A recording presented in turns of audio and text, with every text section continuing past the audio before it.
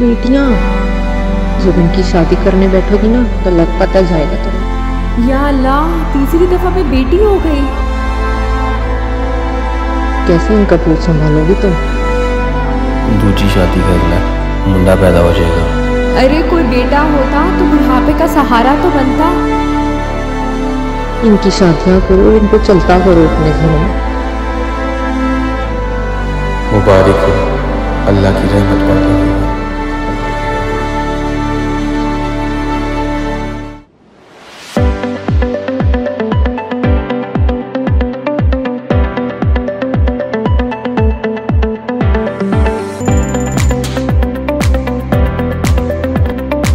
Welcome to astrology. So good morning. सबसे पहले तो ये हमारा पहला व्लॉग है।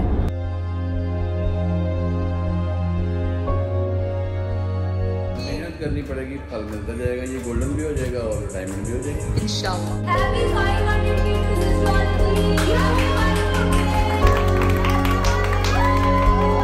मेरे फादर ने मुझे बहुत सपोर्ट किया। He said, do whatever you want.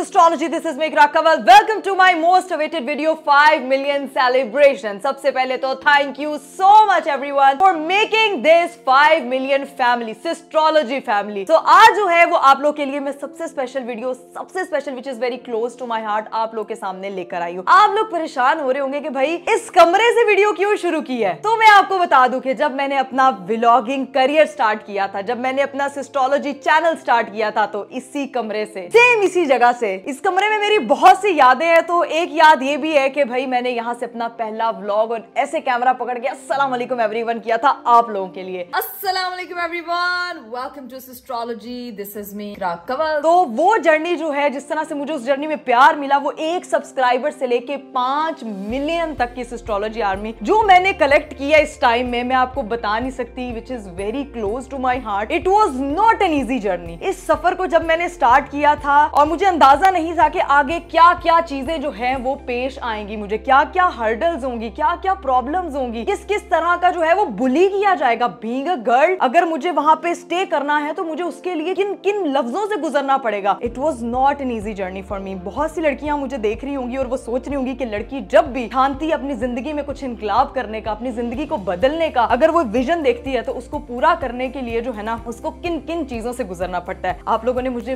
बहुत प्यार दिया। जितना प्यार आप लोगों ने मुझे मेरे स्पेशल एस्ट्रोलॉजी चैनल पे मिला ना, मैं आपको लफ्जों में नहीं बता सकती। मैंने जिंदगी में कभी ये प्यार, ये अप्रिसिएशन एक्सपेक्ट नहीं की थी।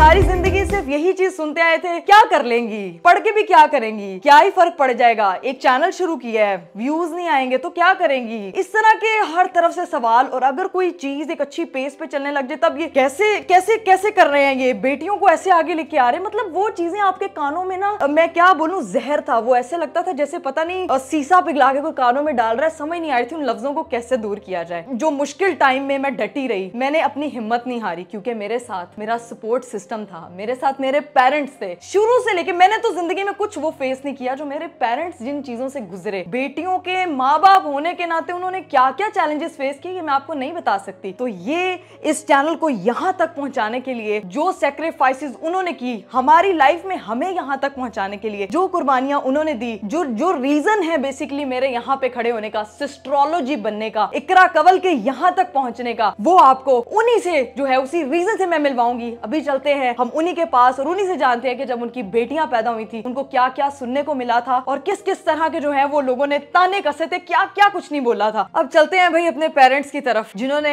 हर तरह के चैलेंजेस और हर तरह के प्रेशर के बावजूद हमें यहाँ तक पहुंचाया। आज मैं आप लोगों को बताने वाली हूँ हम पांचों बहनों की स्ट्रगल स्टोरी कि हम लोग यहाँ तक कैसे पहुंचे। इकरा की स्ट्रगल, हमारी स्ट्रगल एक ही है। मेरी स्ट्रगल क्या थी, मेरे माइंड में एक मिशन था। मेरा मिशन ये था कि हमारा जो सिस्टम था ना पाकिस्तान में, जैसे था कि लोग बच्चियों को ना आगे नहीं आने देते, बेटियों को आगे नहीं आने देते थे। मैंने कहा चलो थोड़ा इनको जरा फ्लो में लेके आऊंगा, ये थोड़ा आगे बढ़ेंगी, कुछ कर पाएंगी। उसके लिए फिर बहुत सारी चीज़ें मैंने फेस की। लंबी कहानी है, अगर मैं सुनाने बैठ जाऊँ तो फिर तो घंटों लग जाएंगे। तो आप जानते हैं मेरी जर्नी, क्योंकि आप सब फैमिली मेरे साथ जुड़े हुए थे, इकरा के साथ जुड़े हुए थे, सिस्ट्रोलॉजी चैनल के साथ जुड़े हुए थे। अब इकरा भी आपको बताएगी कि क्या क्या चीज़ें साथ में फेस करनी पड़ी और ये चीज़ें जब आपस में हमारी हुई, कैसे इनको मैंने समेट कर आगे बढ़ाया। फैमिली के ताने, बहुत सारे लोग मुझे छोड़ गए, हम बिल्कुल तनहा हो गए, अलग से पूरे सिस्टम से अलग हो गए। और फिर उस वक्त ऐसा हमारे पे दौर था कि बहुत सारी चीज़ें ना बस कह लें कि बस चला पा रहे थे और कैसे ज़िंदगी को आगे लेके जा रहे थे कि बच्चों को मैंने पढ़ाना भी था, आगे भी लेके जाना था और इनको खुद से कहना था कि ये सक्सेसफुल बने। तो उन सारी चीज़ों को फेस करने के लिए वो जो टाइम था ना 2-2.5 साल का, वो इतना कठिन था ना। वो आप समझते हैं, जो बेटियाँ वाले हैं वो भी समझते हैं कि बेटियों को जैसे आप लेके जब चलते हैं ना किसी अलग मिशन पे, तो बहुत सारी चीज़ें आपके आगे आड़े आ जाती हैं और वो रुकावटें होती हैं जिनको आपने अबूर करना।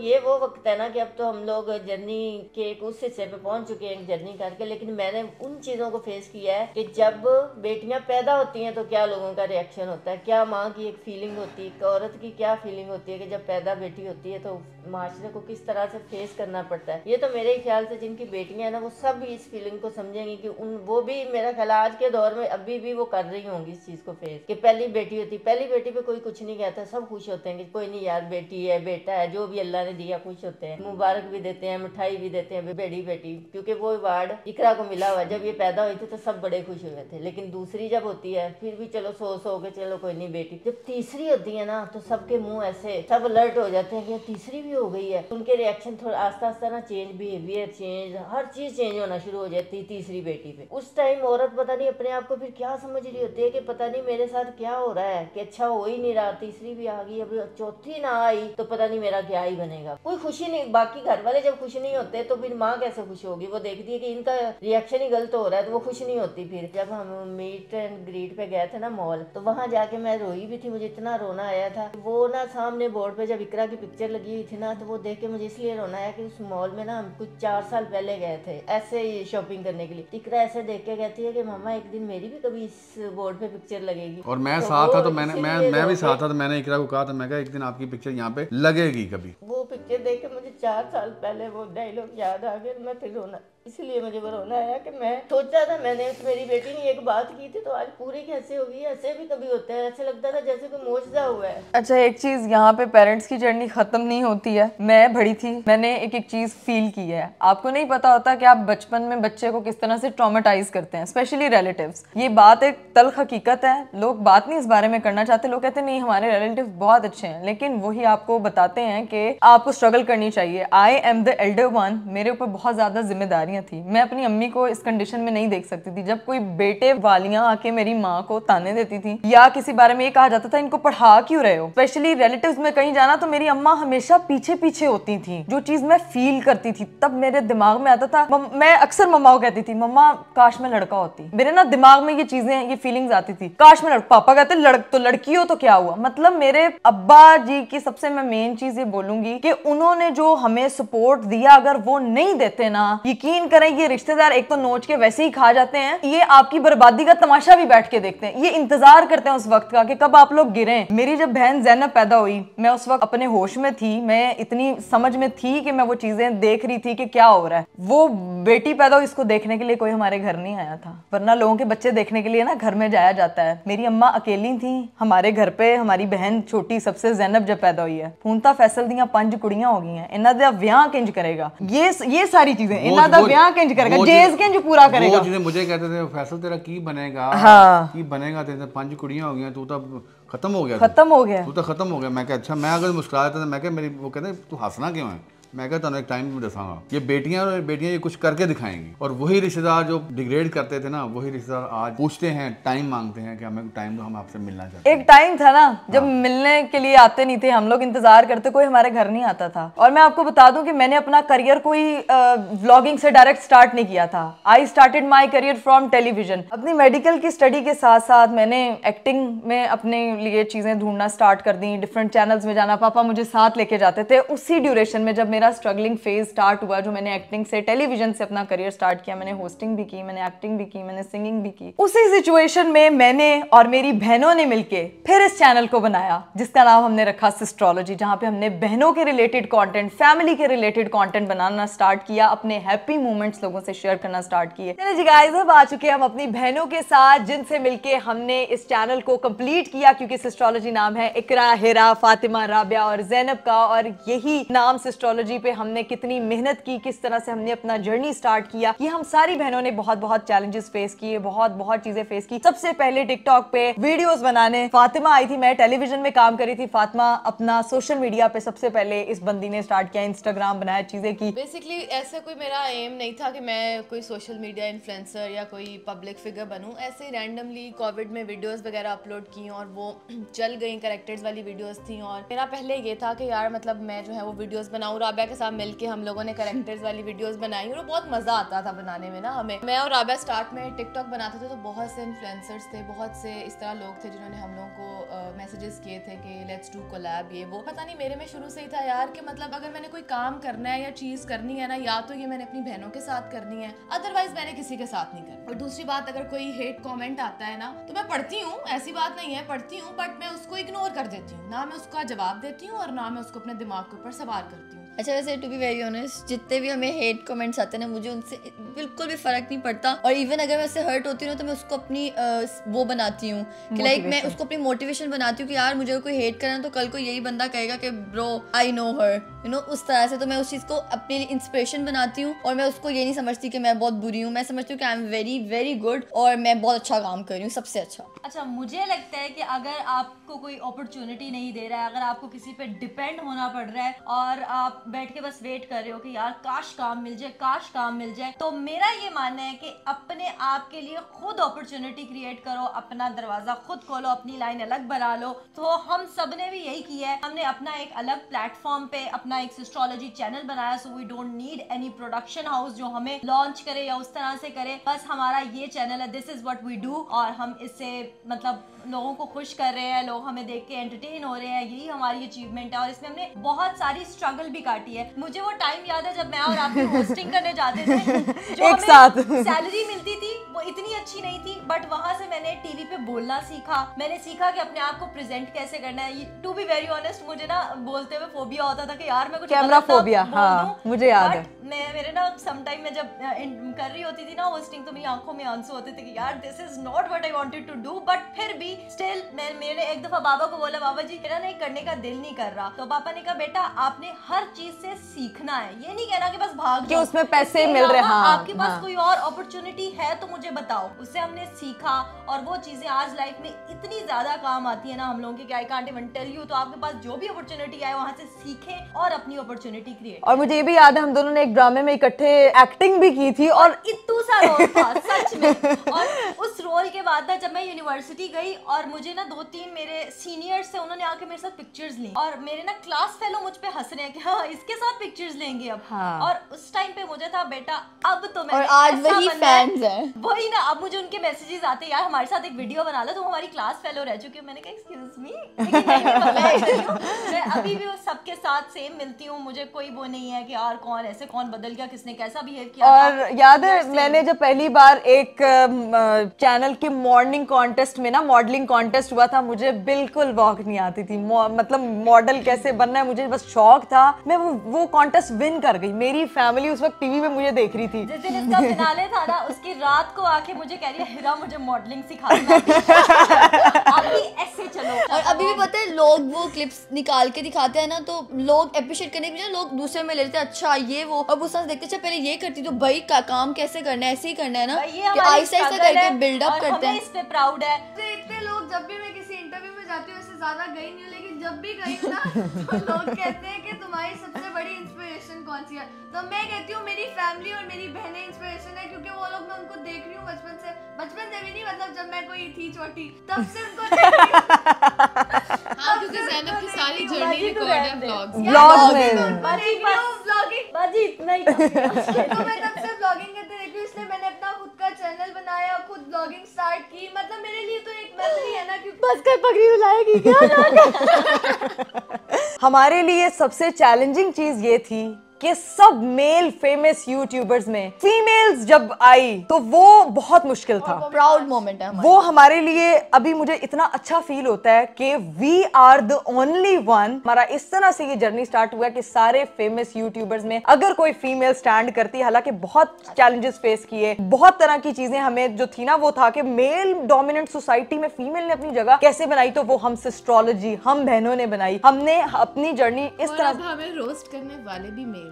ये एग्जैक्टली हम लोगों का हमेशा यही रहा है, हमने कभी कोई नेगेटिव चीज प्रमोट नहीं की। हमारी कोशिश है कि हम हर तरह से जो सोसाइटी का जो लड़कियों को लेके एक पॉजिटिव एस्पेक्ट है वो दिखाएं। गलतियां हर किसी से होती हैं, मेरे से भी बहुत गलतियां हुई हैं। अगर आज कोई नाम लेता है ना कि कोई फीमेल व्लॉगर्स हैं या कोई फीमेल लड़कियां, तो वो सिस्ट्रोलॉजी है, I am proud of it. अब लड़की जो है वो जब सब कुछ अचीव कर लेती है तो फिर उसकी लाइफ में एक ऐसा फेज आता है, लाइक शादी करनी होती है, अगले घर जाना होता है, तो उसके ऊपर इस चीज की इतनी सारी चीजें होती हैं कि क्या मेरी फैमिली सपोर्टिव होगी। जैसे मेरी फैमिली सपोर्टिव थी, क्या मेरे इन लॉ सपोर्टिव होंगे। अगर मैं शादी करके जाऊंगी क्या मुझे व्लॉगिंग छोड़नी पड़ेगी, क्या मुझे अपनी ये इंडिपेंडेंसी के साथ कोई कॉम्प्रोमाइज करना पड़ेगा, क्या हुआ अगर उन्होंने मुझे सपोर्ट नहीं किया तो मैं क्या करूंगी। क्योंकि मैं अपनी इस एस्ट्रोलॉजी से अलग अब अपनी आइडेंटिटी की तरफ जा रही थी। मुझे बिल्कुल समझ नहीं आ रहा था, मेरे माइंड पे जिस तरह का प्रेशर था, अभी मेरी बहनों पे वो टाइम नहीं आया, बट इंशाल्लाह होप फॉर द बेस्ट कि इन लोगों के लिए भी लाइफ में बहुत बहुत बहुत जबरदस्त हो। वही चीजों से मैं गुजरी थी और मैं ये बताना चाहती हूँ कि एक लड़की अपनी जिंदगी में हर मोड़ पे किसी ना किसी चैलेंज से गुजर रही होती है। फिर मेरी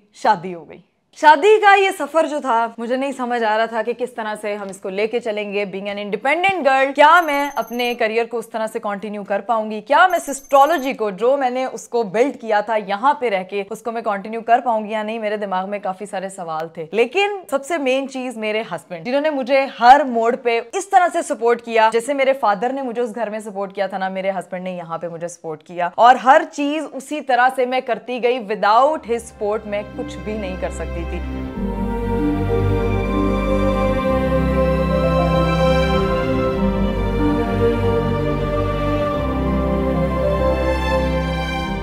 बीइंग एन इंडिपेंडेंट गर्ल सबसे इंपॉर्टेंट चीज थी कि क्या ये लोग अंडरस्टैंड कर पाएंगे, क्या मेरे हस्बैंड इस चीज को अंडरस्टैंड कर पाएंगे कि मैंने कितना स्ट्रगल किया उस चीज पे, क्या मुझे बोलेंगे डिसकंटिन्यू कर दें। टू बी वेरी ऑनेस्ट, मैं कोई बात बताऊं, सच्ची बात, मैंने अपनी लाइफ में ना सारी जिंदगी एक ही चीज सोची थी, जब मेरी शादी होगी ना वो ऐसी लड़की से होगी जो हाउस वाइफ होगी। लेकिन जब तक मैं यूनिवर्सिटी में था, जब तक मैंने जॉब स्टार्ट नहीं की थी, लेकिन जब मैं अपनी प्रोफेशनल कैरियर में आया, मैंने चीजें देखी। जरूरी नहीं है कि आप जो सोचे हो वो आपकी जिंदगी में वैसा हो। मेरी ये थिंकिंग थी कि मैंने एक हाउस वाइफ के साथ शादी करनी है, लेकिन आप जब प्रोफेशनल लाइफ में आते हो, आप दुनिया देखते हो, आपको पता असलियत का पता चलता है कि दुनिया में बहुत ऐसी चीजें भी हो रही होती हैं कि आपके वहमो गुमान में भी नहीं होता। जिसने कोई गलत चीज करनी है, गलत काम करना है, उसने घर बैठ के भी कर लेना है। ऐसी कोई साइकी नहीं है, ऐसी कोई चीज नहीं है। आप अपनी माइंड में बड़ी चीजें सोच लेते हो, उसको बिल्ड कर लेते हो, इसकी वजह से आप एक बबल में फंस जाते हो और अपनी जिंदगी को आप जहन्नुम बनाते हो। सर्कल में वो आप रहते हो, आप उससे आप निकल वो नहीं सोच पाते लेते हो, हो। आपका माइंडसेट वो हो जाता है कि यार ये ऐसे है तो ऐसे होगी, ऐसे है तो ऐसे हो जाएगी। इतने नोबल मैंने प्रोफेशंस देखे हैं जहाँ पे इतने वाहियात काम होते हैं और ये सारी दुनिया को पता है, लेकिन उसके बारे में कोई बात नहीं करता। और ये मेरा सफर जिस तरह से स्टार्ट हुआ, जब मैं व्लॉगिंग मैंने अपने इस घर में स्टार्ट की, देखें 1 मिलियन से 4 मिलियन तक का सफर मैंने सिस्ट्रोलॉजी हाउस में कंप्लीट किया, लेकिन मेरे 5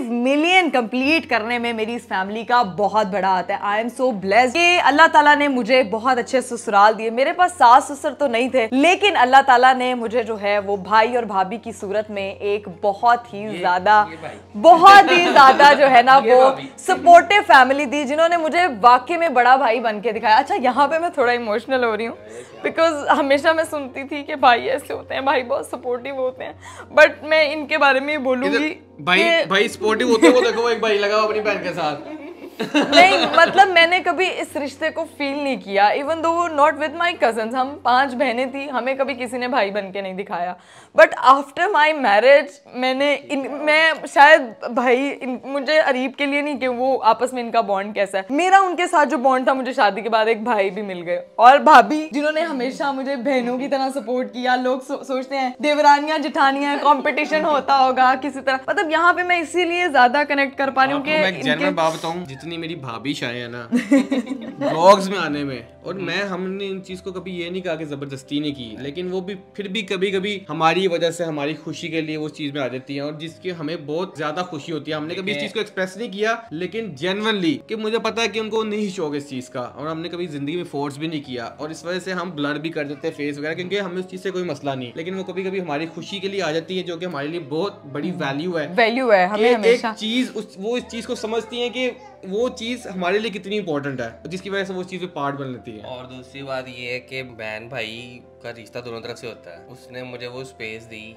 उसने मुझे वो रिस्पेक्ट दी। हालांकि हम इस चीज़ को वर्किंग वुमेन एक काम करना हमें नहीं इतना आइडिया था, लेकिन जब मैंने उसकी देखी स्ट्रगल देखी है, उसको काम करते देखा हुआ है, तो अरीब वाली बात बिल्कुल ठीक है कि जिसने कुछ गलत करना है उसने छुप के भी कर लेना, और जिसने कुछ नहीं करना उसने सरेआम भी नहीं करना। मेरे भाई के साथ लाइफ में आई है, they are made for each other. और दूसरी बात ये है, इसने मेरे भाई को भी बहुत बदला ये मैं हर जगह कहता हूँ। इसका मेरा बॉन्ड, अरीब का मेरा बॉन्ड हुआ है इसकी वजह से सही हुआ है, और मेरी बेगम की भी बहुत रिस्पेक्ट करती है, और बहन बन के दिखाया है इसने मुझे। अच्छा, यहाँ पे मैं कहना चाहूंगी कि बहुत से लोगों को ये लगता है कि बीइंग एन इंडिपेंडेंट वुमेन आपको रिश्तों की जो है वो वैल्यूज खत्म हो जाती हैं। ऐसा नहीं है, क्योंकि लोग कहते हैं कि अगर आप इंडिपेंडेंट हो, खुद पैसे कमाते हो, तो मतलब आप सबसे ऊपर हो और बाकी सब नीचे हैं। आप मर्द की बराबरी नहीं कर सकते। जिस रिश्ते का जो मकाम है, अगर आप उस रिश्ते को उसी मकाम पे रखते हो, मेरे लिए वो बड़े भाई हैं, मैं उनके लिए उनकी छोटी बहन हूँ, मेरे लिए मेरे हस्बैंड है, ब्रेड विनर है। जिस तरह से भी जो घर का ब्रेड विनर मर्द होता है, जिस तरह से वो कर पाता है, औरतें उस तरह से जिंदगी में कभी उनकी बराबरी नहीं कर सकती। ना मैंने कभी इस चीज को प्रमोट किया, ना ही मैं अपने देखने वाली तमाम उन फीमेल्स को भी यही कहूंगी कि इंडिपेंडेंट होने का मतलब बिल्कुल ये नहीं होता कि आप रिश्तों का पामाल करें। आप उनकी रिस्पेक्ट और उन चीजों को जो है वो अपने फाइनेंसेस के साथ कनेक्ट करें। जो रिश्ता होता है वो हमेशा प्यार से, खुलूस से, एहसास से, रिस्पेक्ट से बनता है, और ये बनाना सबसे मुश्किल काम है। फाइनेंशियली इंडिपेंडेंट होना आजकल के दौर में कोई मुश्किल काम नहीं है। इंसान के पास स्किल हो तो वो पैसा कमा लेता है, जिंदगी को आजाद तरीके से जो है ना वो जी सकता है। लेकिन आज भी मेरी फैमिली ने तो मुझे सपोर्ट किया, मेरी इन-लॉज की फैमिली ने मुझे हर सही, जहां मैं सही होती हूँ वहां मुझे सही, और जहां मैं गलत होती हूँ वहां पे मुझे इन लोगों ने उस चीज के बारे में भी बताया कि नहीं, ये नहीं करना चाहिए, ऐसे नहीं करना चाहिए। इंडिपेंडेंट होने का मकसद कभी भी जिंदगी में ये नहीं होता कि आप किसी भी चीज को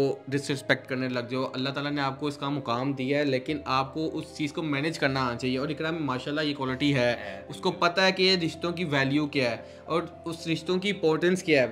मैंने आज तक खुद देखा है, जिस तरह अपनी अम्मी अब्बू का ख्याल ये यहाँ पे रह के रखती है, मेरे लिए वो बहुत बड़ी बात है, और मैं इस चीज़ की बहुत कदर करता हूँ। अपनी बहनों का, मेरा, अपने ससुराल वालों का, हर चीज़ को लेके चलना बहुत मुश्किल होता है, और उसको वो मैनेज करना आता है, और जो कि सबसे बड़ी क्वालिटी है मेरे ख्याल से इकरा की। इंडिविजुअली आप इंडिपेंडेंट तो हो जाते हो, लेकिन लोग उसको बहुत गलत मतलब में ले जाते हैं कि मैं अगर इंडिपेंडेंट होंगी तो मेरे पे किसी का कोई हक नहीं है। ऐसा नहीं एट द एंड ये कुरान पाक भी कहता है, और हर चीज में ये चीज है, मर्द घर का सरबराह है और वो रहेगा, और उस चीज को समझना बहुत इंपॉर्टेंट होता है। लोग इस चीज को गलत मतलब की तरफ ले जाते हैं, ऐसा बिल्कुल भी नहीं है। गाइस, फैमिली सपोर्टिव हो तो लड़की जो है वो आसमान को छू सकती है, वो चाहे आपकी पेरेंट्स की फैमिली हो, चाहे ससुराल की फैमिली हो। लेकिन यही मेरा वो जर्नी था जो मुझे सक्सेसफुल बनाता है, मेरे अपनों की सपोर्ट। और इस खूबसूरत से सफर में जितना मेरे फैन पेजेस ने मेरा ख्याल रखा है, मेरा साथ दिया है और मेरे से प्यार किया है, मैं आपको बता नहीं सकती कि आप लोगों ने मुझे किस किस्म की जो है ना वो इम्यूनिटी दी है। Guys, I love you all. और मैं उन तमाम एक टाइम पे तो मैं भी परेशान हो जाता हूँ यार, ये कैसे इतनी मेहनत, कैसे